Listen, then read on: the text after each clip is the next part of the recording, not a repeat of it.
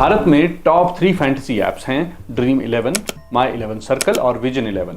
इन सभी ऐप्स के अलावा बाकी की ऐप्स इनकी मूल कंपनियों का एक प्रोडक्ट होता है। तो ड्रीम 11 की original company dream sports private limited है, वैसे ही माई 11 सर्कल की मूल कंपनी का नाम गेम्स 24/7 प्राइवेट लिमिटेड है।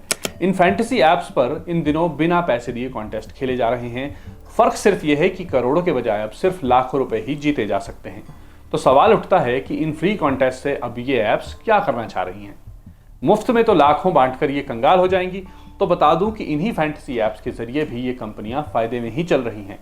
इन फैंटेसी ऐप्स के जरिए ये कंपनियां अपनी ही दूसरे प्रोडक्ट्स का प्रचार करती हैं, दूसरे ऐप्स को प्रमोट करती हैं और इन पर गूगल एड्स और अन्य विज्ञापन चलाकर भारी मुनाफा कमा रही हैं।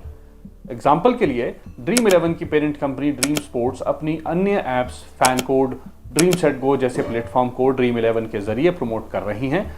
दरअसल ये फैंटेसी ऐप्स अब एक एड एंड डेटा प्लेटफॉर्म बन चुके हैं। इसके अलावा आपको लगता होगा कि अगर ये एंट्री फीस नहीं ले रहे तो घाटे में होंगे, लेकिन असलियत ये है कि इनके पास अब भी 3 बड़े स्रोत हैं। एड्स के अलावा स्पॉन्सरशिप, एफिलिएट डील से भी कंपनियां भारी मुनाफा कमाती हैं, लेकिन सबसे ज्यादा फायदा यूजर डेटा से होता है जो करोड़ों का होता है। तो समझिए, असली खेल अब रियल मनी का नहीं बल्कि यूजर डेटा और एंगेजमेंट टाइम का बन चुका है।